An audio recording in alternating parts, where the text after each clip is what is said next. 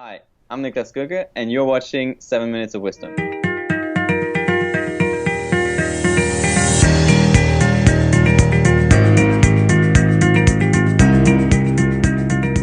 Today, I'm going to be talking about decomplishments. Okay, so decomplishments is something I recently came up with because I was thinking about all the accomplishments I've already achieved in my career, blogging, writing online, coaching people.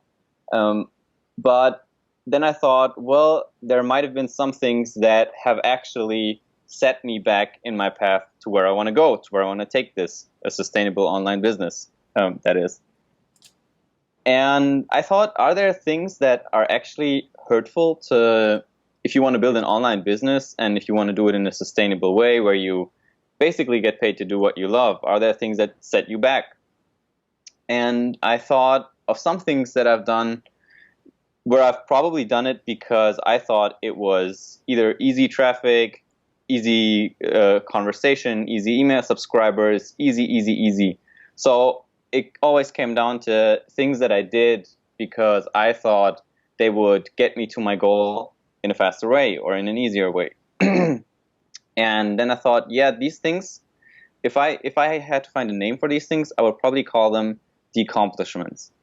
And basically what decomplishments are quick fixes. So they're the things you often read about in very short and very simple, sometimes very cheesy blog posts like 7 steps to get rich fast, 3 steps to double your traffic, how to grow your email list to 1,000 subscribers in a week. Everything that promises very fast results with very little work should usually make you very wary, because chances are if you execute that, if it's even executable, it'll end up setting you back instead of making you go forward. So let me make an example. Like I said, short blog posts, they often don't get the job done. Take as an example a blog post about making the perfect cup of tea, right?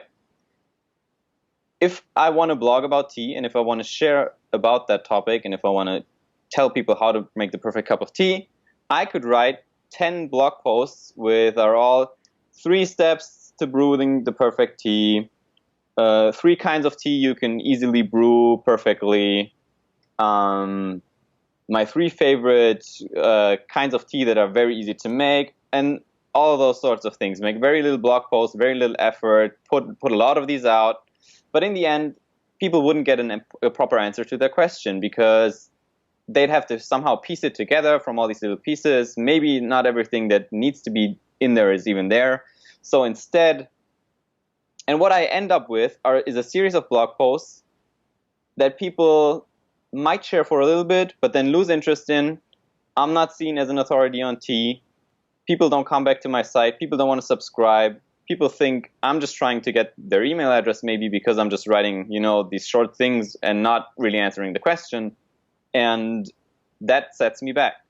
Now, what else I could do is write one really long, really good blog post that's maybe 3,000 words or 4,000 words where I go through the exact steps I have to take to brew the perfect cup of tea.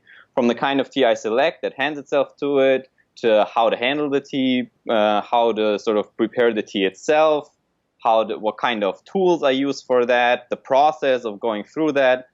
And if I put that out there and it's the best answer that's out there, not only is probably Google going to like it, but people are going to like it because it's a one-stop answer to the question.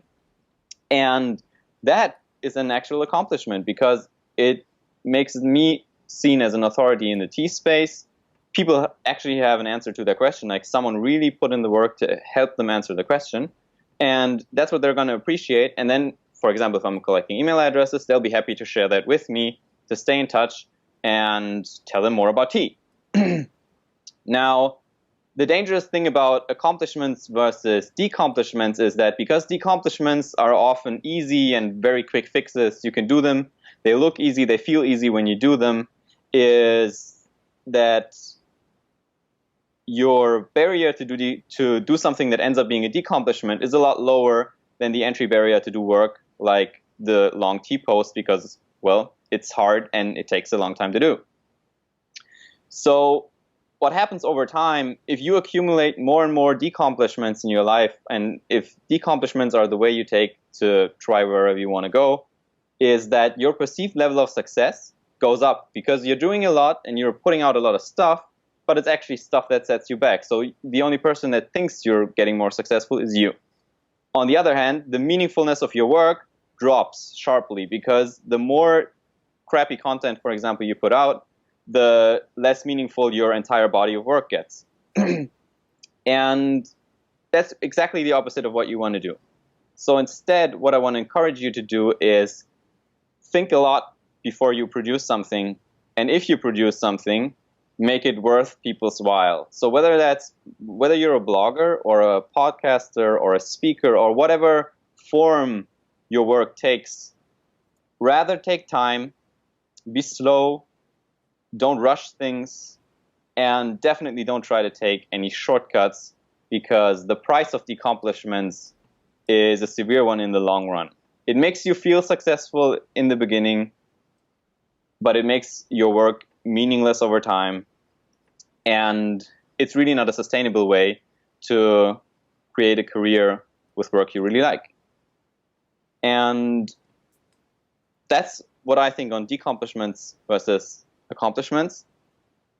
I'm Nick. You're watching 7 Minutes of Wisdom.